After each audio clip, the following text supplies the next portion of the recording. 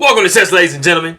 Yeah, next time I go to a chess tournament and they have a confession booth, which is like super rare, when I'm getting beat up on, I'm going to go ahead and go in there and just do this. Just to be funny, because I'm sad I'm losing.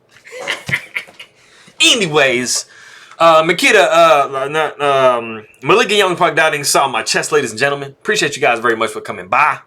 So I do have the round 11 game between Wesley So and Humpy Koneru. So as you guys know, Wesley So is the current Chess 960 world champion, also known as Fisher Random. And Humpy Koneru is actually the world rapid champion currently. They haven't held the event since 2019. Also, they haven't held the Chess 960 since 2019. So they're both current world champions in something. So it's a pretty nice, kind of clash of the world champions.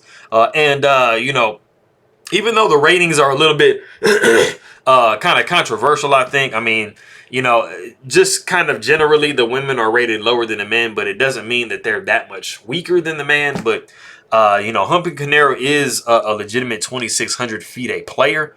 So she is just right knocking on the door of being a super grandmaster herself. And she is a grandmaster, I believe. Let me make sure.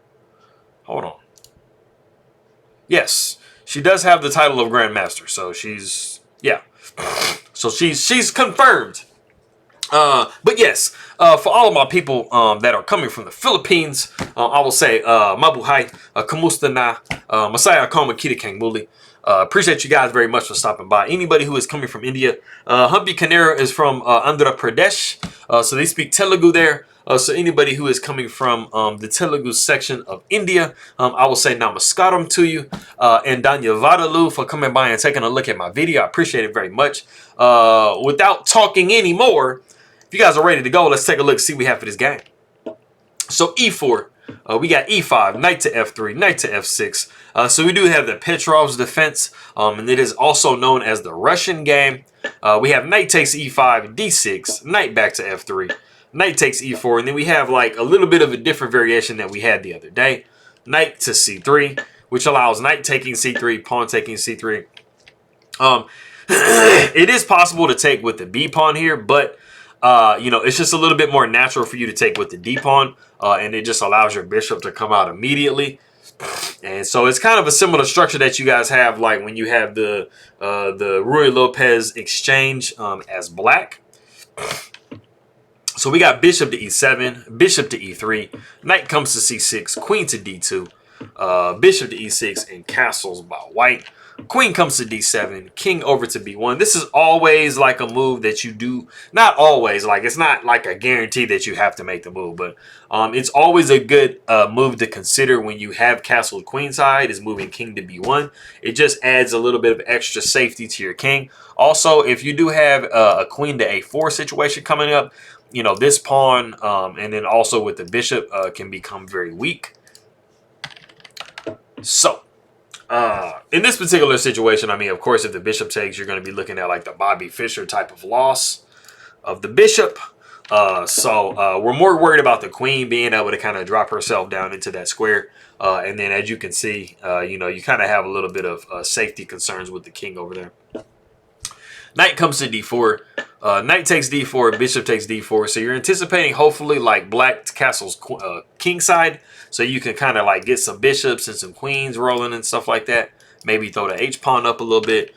So we do have castles by black. We have bishop to E2, rook F to E8, and then we do have H4. So we are kind of like just throwing the attack. As you guys know, or maybe you guys are familiar with, whenever you do castle on opposite sides of the board, usually there's like really quick attacks with pawns.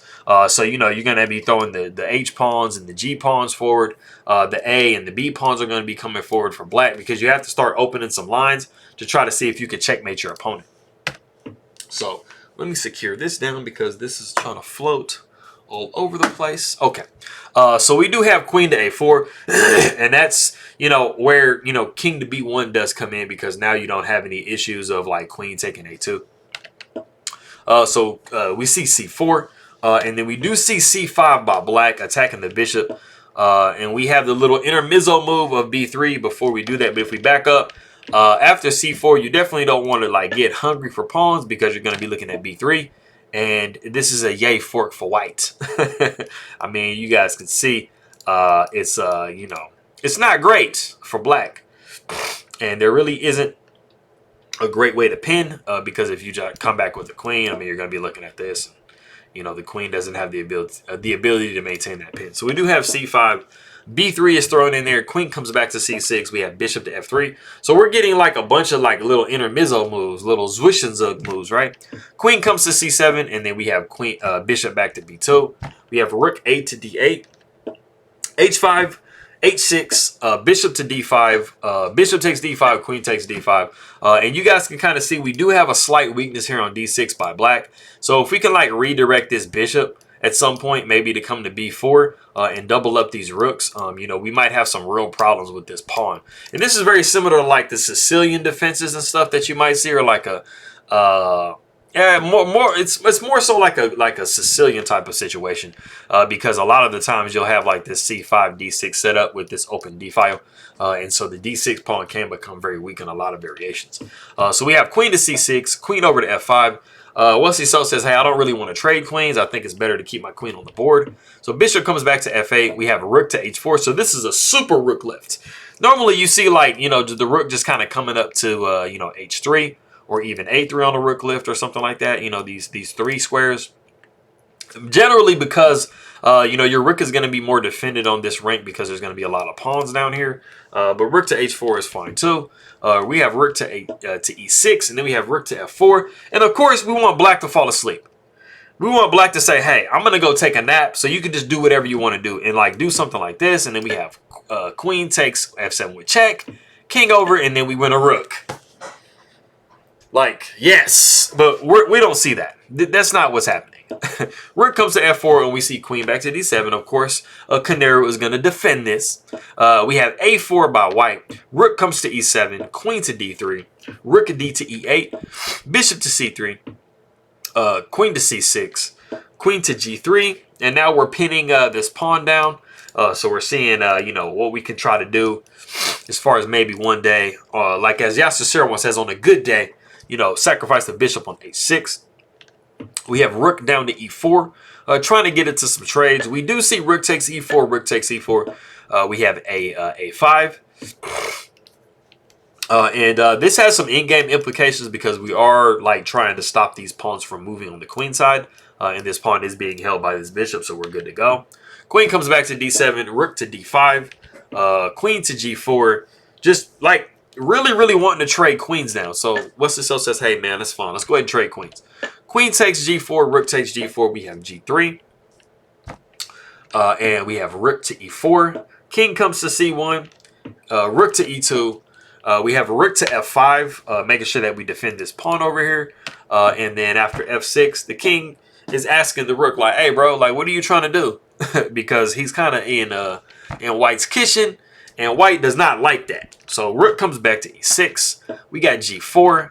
King comes to f7. We see king to d2. You know, just trying to improve your position and trying to push yourself to the other side of the board. Bishop comes to e7. We see king to d3. Bishop back to d8. We have f4. King comes to e8. We see bishop down to d2. We're kind of x-raying through this a little bit, trying to get like some trades rolling here. All of this good stuff. So the king comes to d7. We see rook to d5. And we are pinning this pawn. So, I mean, on a good day, you know, we can move bishop here and maybe try to take here. We see king to c6, just breaking that pin immediately. Bishop comes to c3.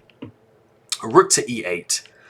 And, I mean, in this position, there's really nothing major for each side. I mean, it's, you know, the computer is pretty much giving it as fairly equal. It's slightly better for white just because of the fact that they have a little bit more space than black does. But it doesn't really end up being much because there's not really a way for you to, like, kind of force an advantage like crazy. I mean, like I said, I mean, white is further ahead, like further forward on the board. But, I mean, black is still doing all right. So rook comes to f5. We see rook to e6. Bishop down to d2. We have king to d7. g5. Pawn takes g5. Pawn takes g5. Bishop takes g5. Bishop takes g5. Pawn takes g5. Rook takes j5.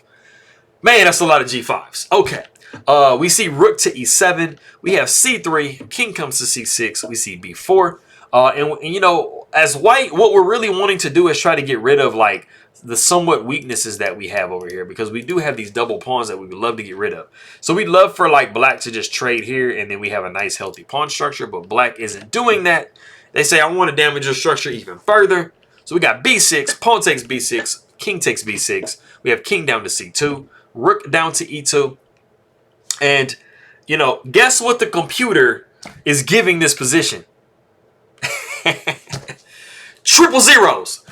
Exactly. There's literally, the computer basically feels like there's no way for either side to really just like make any progress, and it's just dead even. But we are human beings, so we are gonna like maybe make some mistakes real quick. So we're gonna see what's cracking here.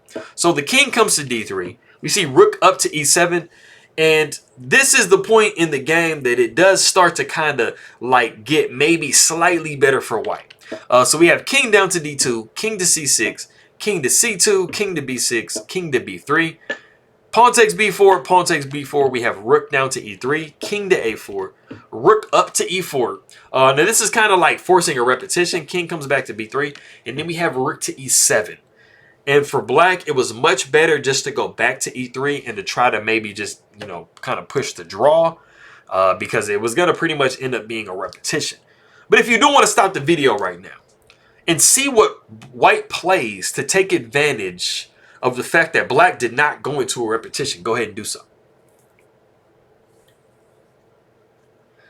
Okay, cool. So the problem that black has in this position here is that they have like their king on the same rank as this pawn, and they do have the ability to force a type of a pin.